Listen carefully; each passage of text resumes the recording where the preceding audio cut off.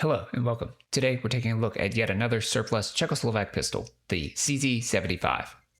One of the only communist Wonder 9s, these have been in production for over 50 years now, and it's no wonder. A solid steel frame, hammer-fire DA-SA pistol with a great trigger and at least 15 rounds of 9mm on tap makes for a very capable package, especially in 1975. While modern production examples often include optics mounts and light rails, this particular Cold War example keeps it analog. Made in 1991, the pre-B series designation means this one was made before the 1993 introduction of the internal firing pin safety, and while Czechoslovakia was still a country. And in my opinion, all the best guns are from countries that don't exist anymore. There are a number of these that have been imported recently by IO, but this one I got from Max Arms, and it was imported by iArms out of Jensen Beach, Florida. The import mark is on the front of the grip frame.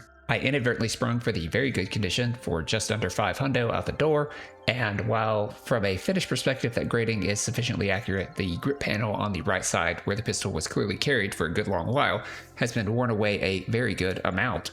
As always with surplus, it could have been better, but I'm glad it wasn't worse. I think this one fell solidly in between good and very good based on the other photos on Max Arms website, but alas, it is what it is. Internally, this thing has seemingly never had a proper service beyond a basic field strip, though I know that's not true because it has proof marks, but we'll get to that.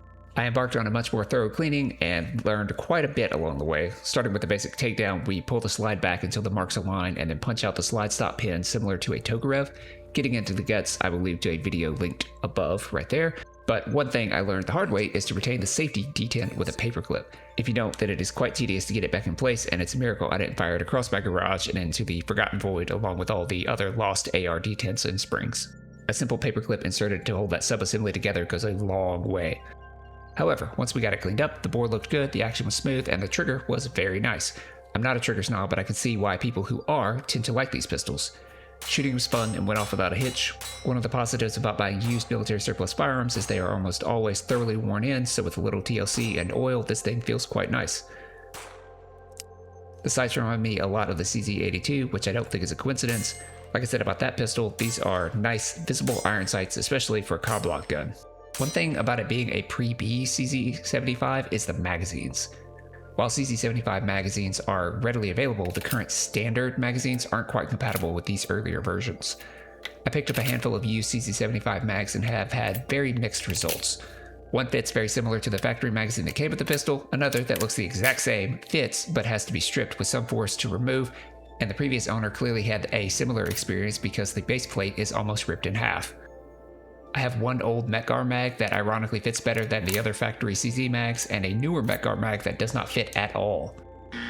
And lastly, I have one slightly later pattern with the AMI magazine cut, and that one doesn't fit at all either. When I was filming this, I actually got it stuck and had to use a dowel rod to hit it back out from the top. That one is completely incompatible as it currently stands. I know you can modify the pistol to take more modern mags by filing down a ledge on the inside of the magwell, and I may do that, but it will be a different video if I do. Lastly, this particular pistol found itself on the eastern half of Czechoslovakia when they split in 1993, and it was reproofed in 2003 in Slovakia. You can see the second set of proof marks on the slide, frame, and barrel. Based on that and the grip wear, this one likely saw a good amount of carry, presumably by the Slovakian police. I don't yet have a good surplus holster, but the USGI Bianchi holster fits this quite well. And that's all I've got for this one. Overall, I like the pistol, it's very comfortable, it shoots well, and while I paid more than I would have preferred, I'm not disappointed. As a neat piece of Cold War history, I'm happy to add this one to my collection. Thank you for tuning in, and I'll see you next time.